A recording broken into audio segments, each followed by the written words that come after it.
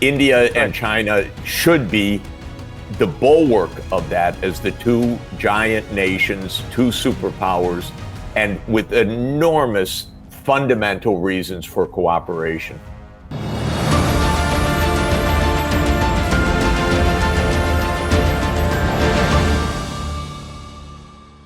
Professor, compared to Europe's response, what do you make of India and China, how these two countries have reacted? Very well.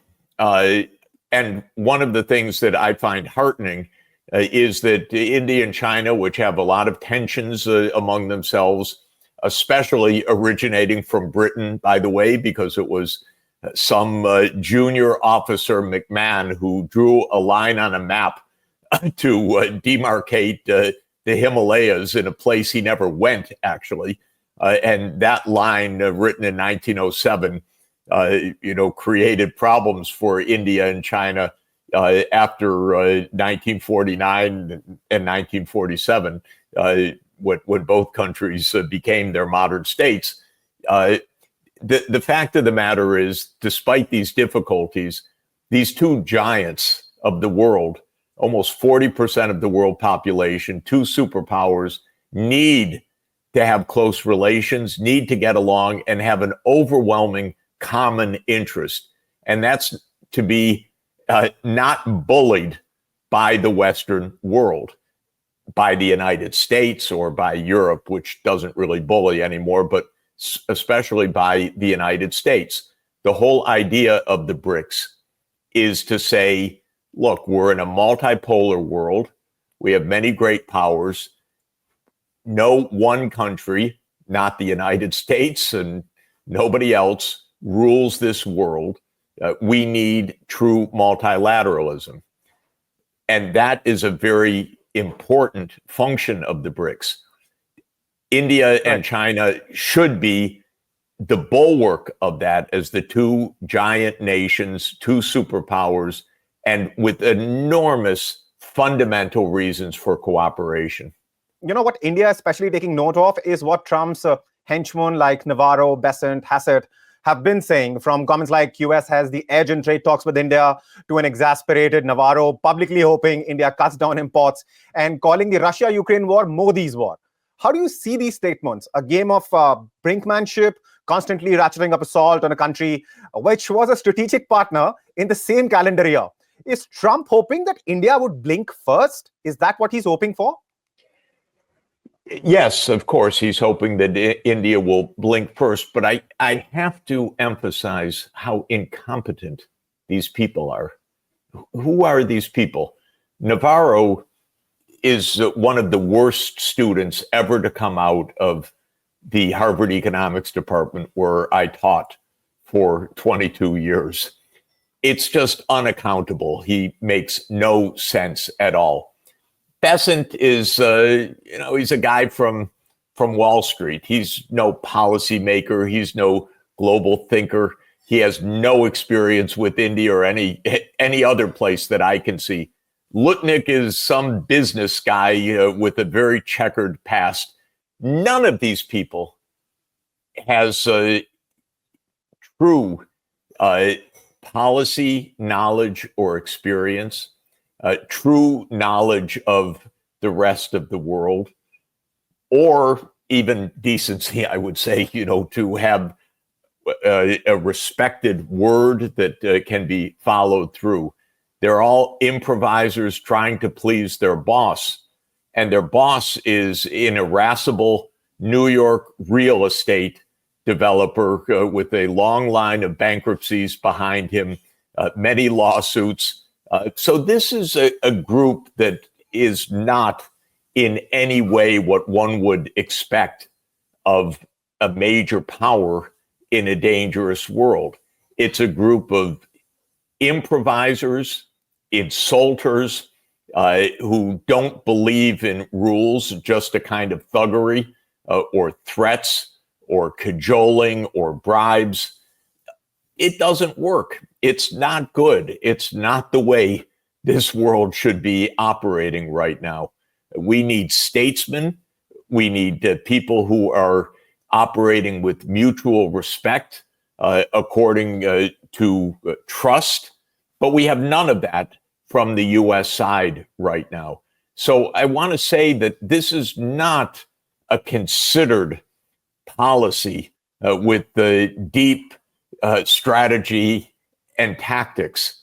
This is a kind of improvisation by amateurs who have the control over a powerful military and over a $30 trillion economy, but not to America's own interest and certainly not to the stability of the world. So, Professor, also, another piece of news which came out in a German newspaper and then in a Japanese newspaper, it was, of course, Prime Minister Modi declined apparently 4 calls by the Trump administration in the past few weeks.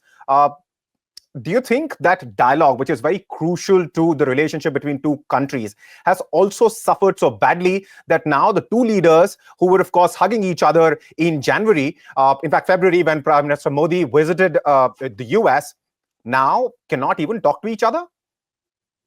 I think it's extremely important that the United States immediately end the 25% penalty tariff, which is absurd. It was not only wrong-headed and unprincipled from the start, it was based on a threat that Trump had made to President Putin that Russia must make an immediate unconditional ceasefire by August 8th. Then Trump himself ended that threat, and the Alaska meeting ended that threat. And the only thing that remains of that threat is the 25% tariff on India. I can't think of anything more incompetent in American foreign policy than that 25% penalty tariff. You have to scratch your head and say, how stupid can they be? I'm talking about America's own narrow interest. To have alienated India in this way is something mind-boggling, truly. Watching this relationship as I have for more than 40 years, I've never seen such a bad misstep by the United States. And it won't heal in any normal way because it proved a point that I've been making for many years, which is that the United States is badly governed, irresponsible, and untrustworthy. This is a basic point that I've been trying to tell my Indian friends for many, many years. But it doesn't have to be in this burning destruction of the relationship the way it is, based on something that is already completely out of date. So the U.S. should say today the penalty tariff is off the table because the whole idea of threatening Russia with these tariffs was taken off the table at the Alaska meeting. This is the starting point for any return to even a semblance of normality beforehand. Of course, even with a semblance of normality, the lesson will have been learned in India that this is not the way to India's economic prosperity or national security to align closely with the United States, still less to align closely with the United States against China. That puts things backward. You're right, but perhaps Trump is using what he used to use during his business days, where games of upmanship, brinkmanship, worked while dealing with smaller businesses, perhaps. But what the Trump administration perhaps needs to understand is that global politics, geopolitics, doesn't function in that fashion. There has to be something, for all countries involved. Having said that, Professor, now I couldn't agree more with you. By the way, he is a real estate developer in New York with a checkered history, but he would threaten the plumbers or the electricians. I'm sorry, this is not how global politics works. And yet it's the mode of operation right now of this group. Thank you for phrasing that so much better. Having said that, Professor, I quickly want to talk to you about, BRICS in this case, and also the fact that, both India and China are moving at breakneck speed to strengthen existing ties. Prime Minister Modi is going to Japan, then to China. And on China's military day, Putin and Kim Jong-un will be in Beijing as well. So Trump, in the end, it seems, has ended up isolating the US. Yes, well, this is absolutely clear. I say Trump is the great unifier of the rest of the world because Trump is showing the rest of the world. No, first of all, the U.S. market is not the be all and end all. The U.S. market is not the only way to military goods. It's not the only way to artificial intelligence. It's certainly not the only way to a clean energy system. It's not the only way to fast rail. It's not the only way to robotics. It's not the only way to the technology future. And it is not the way to a safe and secure world. So Trump is quickly educating the rest of the world, perhaps in the opposite way of what he intends. But this is really the main point of what's happening right now. Now, on the India-China relationship, I am calling on China to do one very important thing, and that is to support India as the sixth permanent member of the UN Security Council. We need India to be what it is. It's a world superpower.